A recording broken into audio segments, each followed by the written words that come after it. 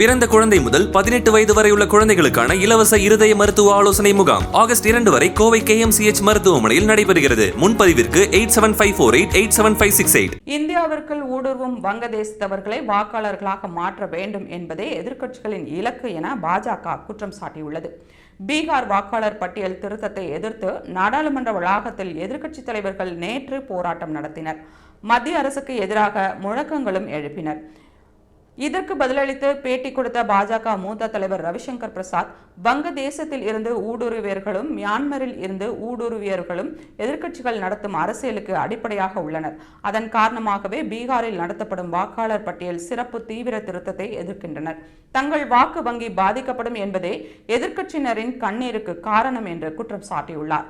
அரசு அமைப்புப்படி இந்திய குடிமக்கள் மட்டுமே தேர்தலில் வாக்களிக்க முடியும் என்று கூறிய அவர், அதனை உறுதி செய்வதற்காக கணக்கெடுப்பு நடத்தினால் எதிர்க்கட்சியினர் ஏன் எதிர்க்கிறார்கள் என்று கேள்வி எழுப்பினார்.